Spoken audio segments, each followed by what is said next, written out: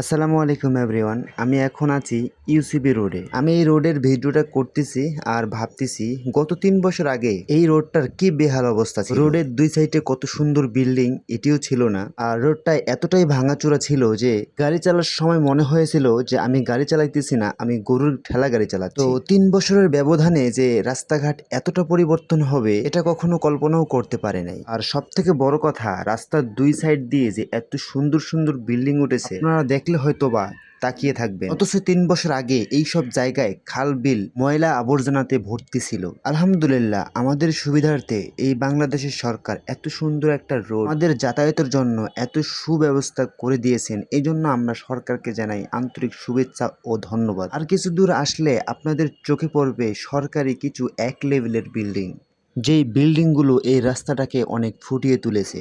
আর দেখতে পারবেন রাস্তার ডিভাইডারে সাইজের অনেক সুন্দর গাছ লাগিয়ে দিয়েছে, যেটা এই রাস্তাটাকে আরো আশ্চর্য ধরনের ফুটিয়ে তুলেছে। আমি উপর দিকে তাকাতেই দেখি রাস্তার ফুট ওভার ব্রিজ। ওয়াও, ব্রিজটি এত সুন্দর লেগেছে যেটা না বললেই নয়। কিন্তু আমরা সাধারণ পাবলিকরা এর ফুট ওভার ব্রিজগুলো ইউজ করি না। আমরা কথা বলতে বলতে চলে এসেছি কালশি মোড়ে। ভাইরে ভাই, এই কালশির মোড়ের কথা না বললেই নয়। এতটা বিচ্ছিরি আর এতটা জ্যাম বেঁধে থাকছিল যে আসলে আমি বলে বোঝাতে পারবো না আপনাদের।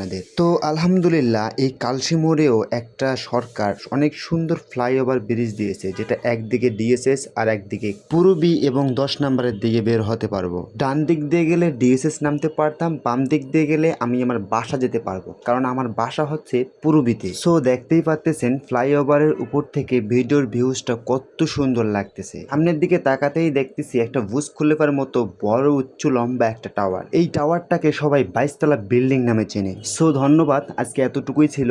আশা করি ভিডিওটি ভালো লাগলে লাইক এবং কমেন্ট করতে ভুলবেন না। দেখা হবে আবার নতুন ভিডিওতে। আসসালামু আলাইকুম।